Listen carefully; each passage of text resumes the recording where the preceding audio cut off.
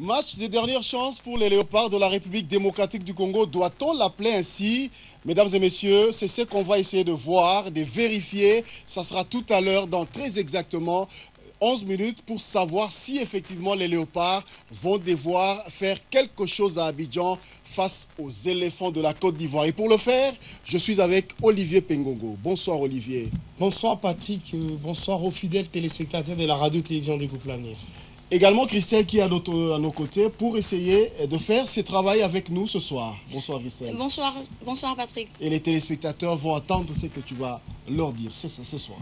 Voilà, fidèles téléspectateurs, je voulais tout simplement vous dire, l'espoir fait vivre, comme tu l'avais dit l'autre fois, en chutant dans cette émission l'autre fois de l'allée RDC et Côte d'Ivoire. Et aujourd'hui, nous allons à Abidjan et je suis convaincue une fois de plus, je répète mes mots pour dire que la RDC, sur le sol d'Abidjan, il gagne. Je vais remonter un peu, Patrick. En 2001 jusqu'en 2005, il y a eu quatre rencontres entre la RDC et la Côte d'Ivoire. Mais je vous dis franchement, la RDC ne se laisse pas gagner en Côte d'Ivoire. Et la Côte d'Ivoire également ne se laisse pas gagner en RDC. Et je me dis, pourquoi ça se passe comme ça? Et nous avons remarqué ici, au stade Tata Raphaël, la Côte d'Ivoire a gagné la RDC. Et je vous assure, là-bas, la RDC va gagner. C'est ce qu'on va devoir vérifier, hein, Olivier Pengongo, surtout qu'on venait d'apprendre qu'il y a eu une très grande mobilisation pour que les éléphants arrivent à battre les léopards de la RDC aujourd'hui. Ouais, c'est vrai que ça fait quand même terrible ce qui s'est passé aujourd'hui à Abidjan. On est pratiquement à la même heure, à 9h du matin, les publics commençaient déjà à entrer dans les stades. Ils ont promis l'enfer aux léopards de la RDC, que ce soit sur le plan de l'organisation, de l'enfer sur le plan supporter. Ils vont appuyer les éléphants jusqu'à la dernière seconde. C'est vrai, on va reconnaître que les Ivoiriens savent se mobiliser. En 2010, ils sont allés en Afrique du Sud avec une mobilisation complète avec des supporters qui n'étaient pas là pour regarder les matchs, seulement pour appuyer les éléphants. Ils étaient même interdits de regarder les matchs et ils étaient là pour appuyer du début jusqu'à la fin. Et la mobilisation s'est faite à Abidjan pour que la Côte d'Ivoire batte la RDC et que finalement s'ouvre son chemin vers le Maroc. Une fois, parce qu'on doit le savoir, si la Côte d'Ivoire bat aujourd'hui la RDC va se retrouver vraiment en difficulté à 90%. Et c'est ce qu'on ne souhaite pas.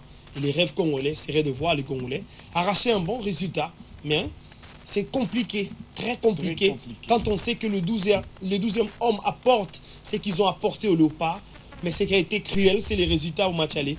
Les Congolais devaient tout sauf perdre ces matchs-là. Ces scores-là, des 2-1, c'est comme une punition que les Léopards sont obligés aujourd'hui à mouiller les maillots. Comme le disait Christelle, on a déjà gagné à Abidjan. Donc ce n'est pas impossible de rééditer l'exploit. Mais c'est surtout de rester sérieux et concentré. Justement, on a parlé des aspects extra-sportifs. Maintenant, on va entrer dans le vif du sujet, c'est-à-dire voir le match en soi. Qu'est-ce qui va réellement se passer aujourd'hui sur le terrain? Quel jeu va nous proposer ou quel joueur va nous monter sur le terrain, Florent Ibenge, Olivier? Ibenge bénéficie aujourd'hui de l'apport d'Ekebano. C'est un espoir belge qui est arrivé parce qu'il tenait à retrouver cette équipe. Ibenge a amené un nouveau vent dans l'équipe des Léopards. C'est un nouveau vent. C'est une jeunesse qu'il a eu à encadrer en Europe parce qu'il était là-bas depuis de longues années. Il encadrait la jeunesse au niveau de la France. Et tous les jeunes qui ont eu à travailler avec Florent et qui n'ont pas forcément la chance de retrouver l'équipe A du pays hôte où ils habitent sont prêts à rejoindre l'équipe nationale. Il a soufflé un vent nouveau dans cette jeunesse. Ils sont même prêts, si les Léopards s'éliminaient aujourd'hui, de travailler pendant 3 ans pour une qualification à la Coupe du Monde. Ça, c'est l'idéal. Mais malheureusement, c'est vrai qu'au niveau du pays, le gouvernement n'a pas encore compris ça. Ibenge n'a qu'un contrat. Exact. Ibenge n'a qu'un contrat d'une année. C'est une précarité, ce n'est pas prudent quand on veut travailler avec une jeunesse. On travaille avec la jeunesse pour mûrir l'expérience et finalement, les résultats devaient impérativement tomber après. Cette équipe de la Côte d'Ivoire qui nous a battus ici, elle est formée depuis 2000. C'est une équipe qui a travaillé sérieusement de longues années, 3 qualifications en Coupe du Monde, une finale de Coupe d'Afrique des Nations, 2 demi-finales. C'est un travail de longue haleine et que malheureusement... Mais une équipe qui ne gagne pas. Oui, malheureusement... Qui arrive au dernier carré. C'est sans titre. À la dernière marche du podium, on peut le dire ainsi, mais malheureusement, il n'y a pas de titre. On aurait voulu appeler ça une génération dorée, mais c'est une génération plutôt argentée. Parce qu'ils ont terminé 2e lors du dernier CAN face aux Zambiens. Mais je crois qu'elle est bonne parce qu'elle arrive au moins à se qualifier dans chaque compétition. Quand le Congo trébuche, la Côte d'Ivoire se qualifie. Aujourd'hui, la Côte d'Ivoire, le Congo va aller défier la Côte d'Ivoire dans ses installations. Ibenga a une bonne jeunesse. Vous avez les Bolassier, les Mabouati, qui à force des matchs ont appris les comment... Bokila. Les Bokila, les Moubele même, il faut les citer. Le Louvumbu. Le Louvumbu, ou encore les Loussa Dissou, les Magola, toute cette génération. Et des Lema, c'est des jeunes gens qui ont trouvé de l'espoir dans Ibengue. Et aujourd'hui, Ibengue arrive à créer ces blocs-là qu'il faut impérativement plus travailler. Ils vont jouer pour la première fois à l'extérieur et on va voir comment ils vont réagir. Jusque-là, ils n'ont joué qu'à la maison. Même le match qu'ils auraient pu jouer à l'extérieur contre la Sierra Leone, ça a été à la maison. À cause de ces d'Ebola. virus. Ça fait que nous puissions recevoir, que la Sierra Leone nous reçoive dans nos propres installations. Voilà. Okay. Et alors, finalement, c'est la première sortie. C'était un match test. Or, Ibengue, sa première sortie à l'extérieur, c'était contre la France, en espoir quand il était dans le Léopard, et c'était 0 but partout. Cette fois-ci, il sort, il va à Abidjan. On va voir ce soir ce qui va devoir arriver. Voilà, je reviens à Christelle. La RDC gagne ce match. Elle va avoir 3 points, ce qui fera au compteur, ça fait 6 comme la Côte d'Ivoire. Et s'il se faisait que en fait, les éliminatoires s'arrêtent là, et que la RDC, parce que le Cameroun a déjà 7 points, si plutôt il arrivait à s'imposer ou à perdre ce match, il va garder ses 7 points. La RDC et la Côte d'Ivoire vont en avoir 6. Quel est le scénario pour que l'une de ces équipes puisse se qualifier? Que dit la loi par rapport à ça? J'aimerais répondre, heureusement tu as dit que dit la loi, j'aimerais répondre conformément à l'article 72 du règlement de la CAN Maroc 2015 qui dit lorsque les deux équipes ont, comme tu l'as dit, 6-6 si jamais la RDC gagnait, le 2 points d'égalité, et là on va calculer en fonction, n'est-ce pas, de buts que l'une des équipes a marqué. Par exemple, la Côte d'Ivoire qui marque 5 buts dans son passage, elle est favori. Mais lorsque la RDC encaisse 3 buts, marque 3 buts, encaisse 2, elle est favorite. Alors dans ces cas, qu'est-ce qu'on dira?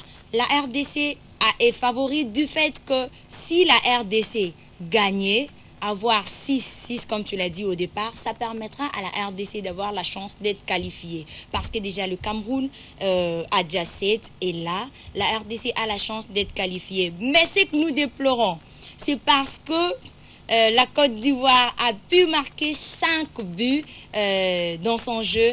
Et là, il est tellement favori et je prie que les équipes, le joueur de la RDC, s'il vous plaît, n'ayez pas de carton rouge, jaune. Là, ça va nous permettre dans le fair play que nous gagnons parce que c'est le point qui peut nous favoriser. Mais s'il s'agit de but, ça sera malheureux. Merci de cette interprétation, Christelle. Alors, je reviens à toi, Olivier.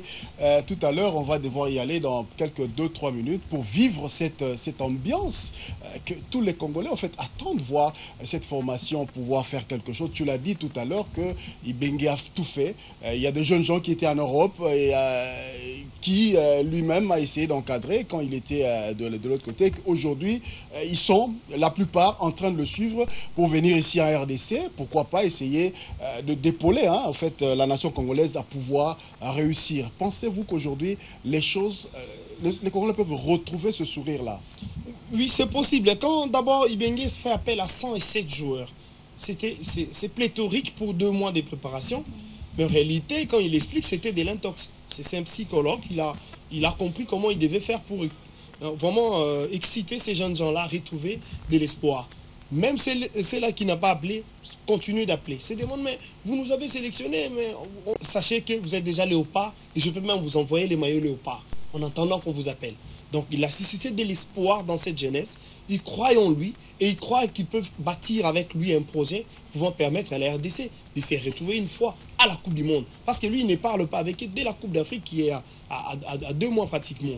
La Coupe d'Afrique qui est à 2 mois, c'est l'équipe qu'il a entre les mains maintenant qui est censée travailler et gagner ça immédiatement, aller directement jouer ça. Mais ça ne sera pas gagné d'avance. Vous n'allez pas gagner une Coupe d'Afrique en 2-3 mois de préparation. Il faut beaucoup de travail, il faut travailler sur les années, sur le temps, sur des matchs amicaux, sur un encadrement, sur des hébergements, sur des déplacements. Ce qui ne peut pas se faire en si peu de temps. Mais du coup, il les prévient déjà, il les excite. Par exemple, Kebano, dont on est en train de parler tout de suite, aussi longtemps qu'il était encore espoir belge, quand Ibengue l'a appelé, il a appelé son père, il y a eu un débat. Mais quel est le choix? Son père lui a dit, on est d'abord congolais.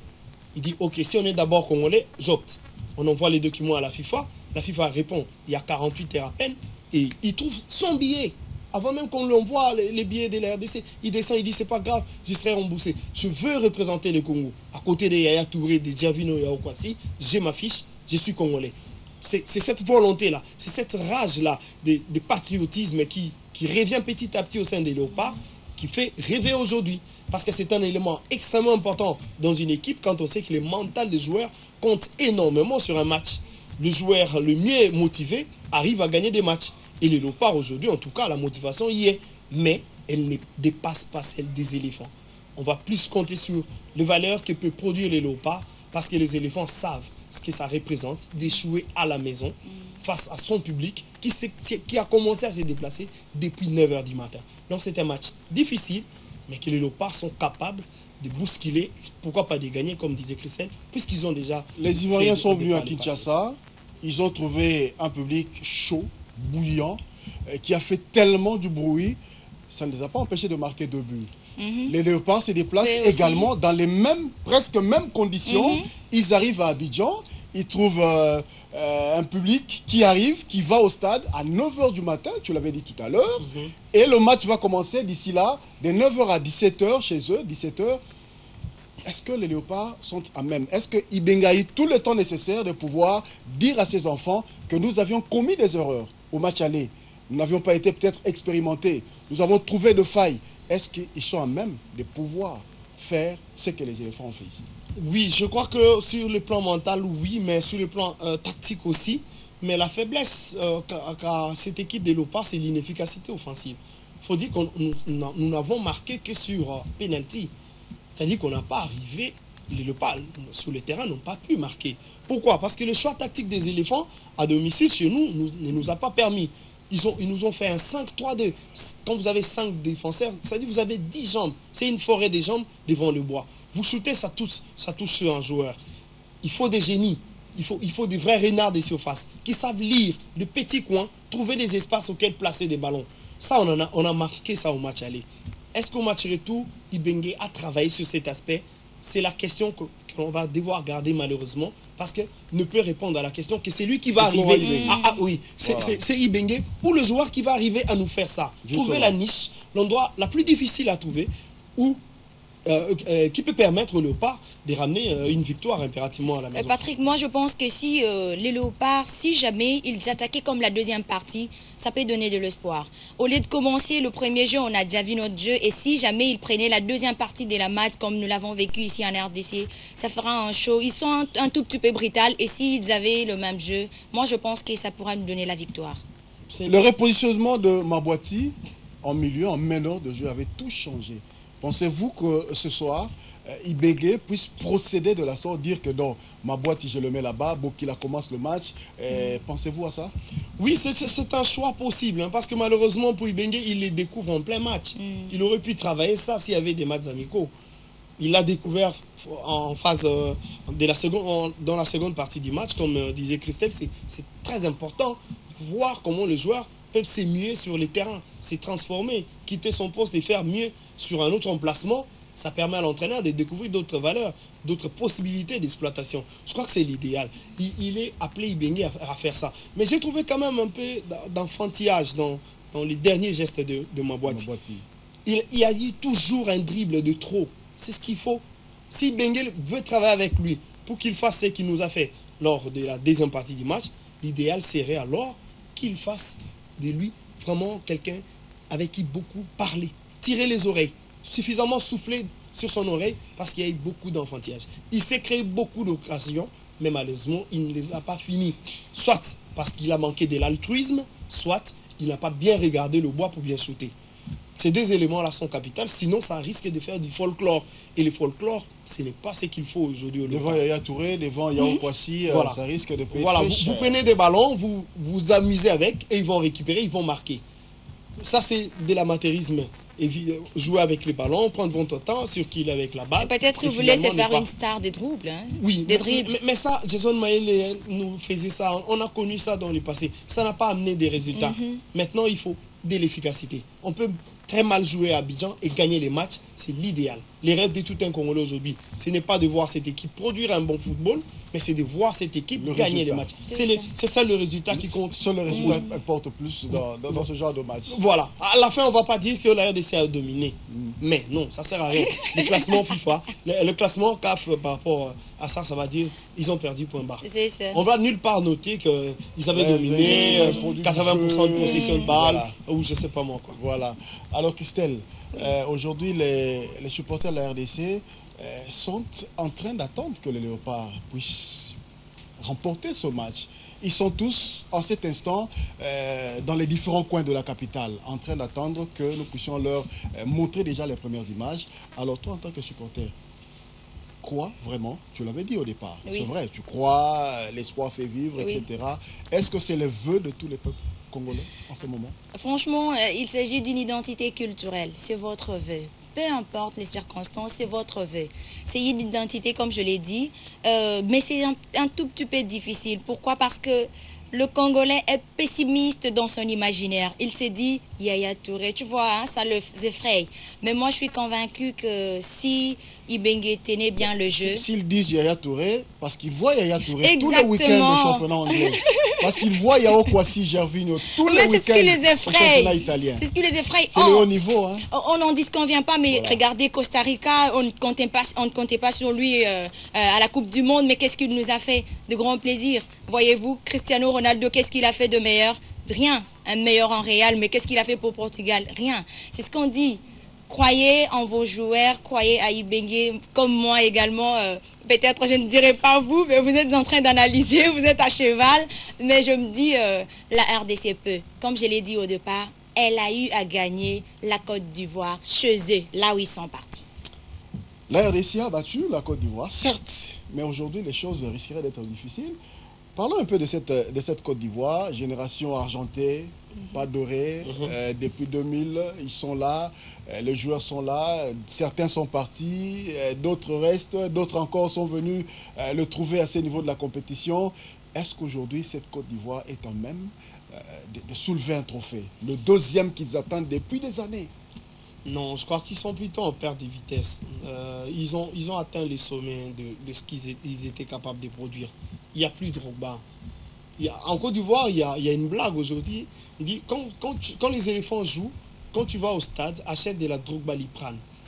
C'est comme si tu t'achetais un médicament contre les maux de tête, de l'absence de victoire, bien que Drogba est présent. Donc l'absence d'un titre des éléphants avec Drogba sur le terrain, on appelait ça la Drogba Liprane. Aujourd'hui, il n'y a plus de Drogba. Les Wilfried Bony ou encore des Max Gradel ou encore... On va parler de ouais. C'est des bons joueurs, mais ils n'ont pas la carrure d'un Drogba. C'est pratiquement un dieu à Londres. À Marseille, n'en parlons pas. Partout où il est passé, il a marqué de ses empreintes. Il a soulevé la Ligue des Champions. Mais en Côte d'Ivoire, il n'a pas soulevé la Coupe d'Afrique des Nations. Oui. Il n'a rien soulevé. Et finalement, les éléphants, les Ivoiriens se sont dit, non, écoutez, il faut acheter des Drogba Liprane. Il faudrait qu'on fabrique un médicament pouvant permettre aux Ivoiriens d'apaiser la douleur. Parce que c'est vrai, ça va faire mal. Mais ils sont conscients, même à Abidjan aujourd'hui, que la Côte d'Ivoire n'a plus l'équipe qu'il faut pour gagner une Coupe d'Afrique des Nations. Et elle est loin. Certes, elle est encore bonne. Parce que c'est comme on dit, ça fait encore peur. Mais le fond du jeu n'est plus là. Ce n'est pas une équipe organisée. C'est une équipe qui commence à changer d'entraîneur chacune année. Pourquoi? Parce que le résultat ne va pas suivre. Or, malheureusement, c'est la maladie des équipes du pays de l'Afrique. Au lieu de travailler sur renouveler les projets, répartir sur de bonnes bases, créer une nouvelle génération, les pays ne font pas ça. Les pays font ce qui se fait régulièrement en Afrique, changer régulièrement d'entraîneur, pensant qu'il y aura un entraîneur qui va amener la pension magique et finalement, ça va permettre à la Côte d'Ivoire de retrouver son niveau. Non, la Côte d'Ivoire n'est pas Côte d'Ivoire parce qu'un entraîneur a amené une pension magique. Non, parce qu'elle est répartie à zéro quand ils ont échoué en 2000. Les présidents de la République à l'époque, Robert Gueye, amène tous les joueurs pour suivre une formation militaire pendant 5 jours. Il les apprend à respecter les drapeaux de la nation, comment se discipliner, comment travailler. Ils sont rentrés, ils ont travaillé. Ils ont travaillé, les Yaya Touré, toute cette génération, c'est des enfants venus des écoles, des académies. On a pris une nouvelle génération, on a rebâti une nouvelle équipe et après les résultats suivis. Ils sont restés dans le top des pays africains. Certes, pas de titres, mais au moins toujours présents dans les 5 meilleures nations africaines pour représenter l'Afrique au niveau mondial. Et ça, ce n'est pas moindre de choses. La RDC n'a participé qu'une seule fois à la Coupe du Monde. Depuis 1974, nous sommes effacés. Pourquoi? Parce que le projet de travail tel que ça a été fait n'a pas suivi. Et la Côte d'Ivoire commence à sombrer dans ça, malheureusement. Vous avez la Moussi qui part, vous avez Renard qui arrive. Un Renard qui a un contrat pratiquement comme celui du Bengue. Rien de sérieux pour la projection. On essaye. C'est comme si c'était... Qualifie-nous. Voilà, qualifie-nous. C'est comme si c'était ça le résultat quand on veut vraiment gagner des titres. On gagne des titres quand on travaille sur un projet et malheureusement les Ivoiriens sombrent. Et dans ça, je crois qu'on est pratiquement au même niveau. C'est ce qui explique aujourd'hui qu'on les accroche ou qu'on arrive à les compliquer. Alors qu'au niveau où la Côte d'Ivoire s'est retrouvée avec Drogba et toute cette génération, je crois que nous faire battre à domicile dans un match comme ils nous ont battu là, ça aurait été normal. Ça aurait été normal. Mais aujourd'hui, ça paraît facile parce qu'elle est désorganisée, dégarnie, à la recherche d'un nouveau souffle. Or, vous ne pouvez pas rechercher un nouveau souffle si vous n'avez pas créé un système, un schéma, une organisation pouvant permettre à ce que vous arrivez à produire ce qu'il faut. Dans la Côte d'Ivoire, produit ce que la RDC produit. Elle travaille pratiquement dans les mêmes conditions. À force égale, je crois que les Congolais devaient impérativement produire les meilleurs de nous-mêmes. Voilà. On va essayer, peut-être de voir ce qui va se passer d'ici quelques minutes. Mais en attendant, peut-être une dernière question. On verra ce qui va se passer réellement. La RDC, qui est dans ses éliminatoires, joue la 4e journée. Il va lui rester peut-être 2 matchs à pouvoir jouer. Et puis, certainement, un match au Cameroun et puis un dernier match ici, à domicile, tout en recevant la Sierra Leone. C'est 6 points-là qui lui restent. Disons, parlons des 9. Oui. Le 3 premiers, c'est aujourd'hui. Les 2 autres, c'est après, au mois de novembre. D'abord, pour se qualifier, les Léopards sont censés avoir un minimum 9 points. Non, pas pour se qualifier, pour se retrouver deuxième. Il leur faut au minimum 9 points. Les 9 points sont à prendre dans les 3 matchs qui nous restent. Les 6 points, parce qu'on en a déjà 3. Les 6 points à prendre dans les 3 matchs qui nous restent. Ce soir, à Abidjan, prendre des points, peut-être 1 point, mais au moins prendre 2 points. À domicile, battre impérativement la Sierra Leone et chercher un résultat à Yaoundé. Chercher un résultat impérativement à Yaoundé. C'est ce qui pourra permettre aux Congolais d'y rêver. C'est vrai que chaque match devient extrêmement importantissime, mais au-delà de l'importance qu'accorde chaque match, la difficulté, c'est que la RDC n'a plus son destin entre ses mains. Il dépend des résultats qu'il doit imposer à ses adversaires et surtout chercher des victoires dans les terrains hostiles, comme ce soir à Abidjan. Voilà, merci Olivier, Christelle, merci. Oui, je crois qu'on a des petits problèmes techniques. On ne serait peut-être pas en mesure de vous diffuser ce match, mais on reviendra pour d'autres analyses juste après le match dans la grande édition du journal télévisé tout à l'heure. Merci.